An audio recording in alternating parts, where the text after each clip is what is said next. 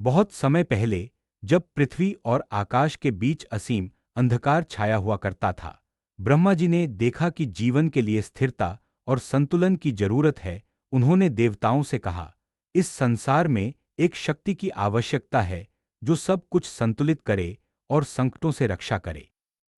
तब भगवान विष्णु, जो सर्व धर्मों और जीवन के पालक माने जाते हैं, ने अपनी दिव्य यात्रा शुरू की। परंतु इस कथा में एक रहस्य छिपा है। कहते हैं कि विष्णु जी केवल देवताओं के ही नहीं, बल्कि अनंत लोकों के रक्षक भी हैं।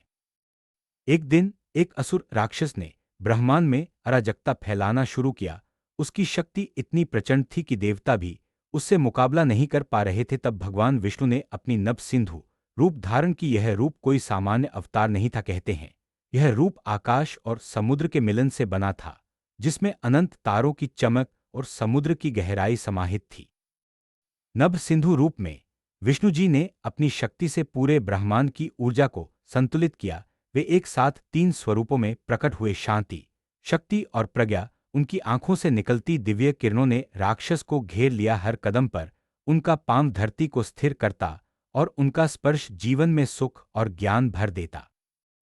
राक्षस ने अपनी सारी ताकत लगाई, लेकिन विष्णु जी की यह अलौकिक शक्ति उसे हराने में सक्षम थी। अंत में विष्णु जी ने उसे उसके अंदर की अच्छाई से जोड़ दिया। राक्षस ने देखा कि उसका उद्देश्य केवल विनाश नहीं, बल्कि संतुलन है। उसने अपने अहंकार को त्याग कर विष्णु जी के आदेश का पालन किया। इस कथा का संदेश है कि भगवान विष्णु केवल संकटों से रक्षा नहीं करते, बल्कि हर प्राणी के अंदर संतुलन और आत्मा की दिशा दिखाने वाले हैं। उनका यह नभ सिंधु रूप बहुत कम लोग जानते हैं, क्योंकि यह लोगों के बीच में दिखाई नहीं देता। यह केवल उन लोगों को दिखता है जिनके हृदय में भक्ति और समर्पण की गहराई होती है।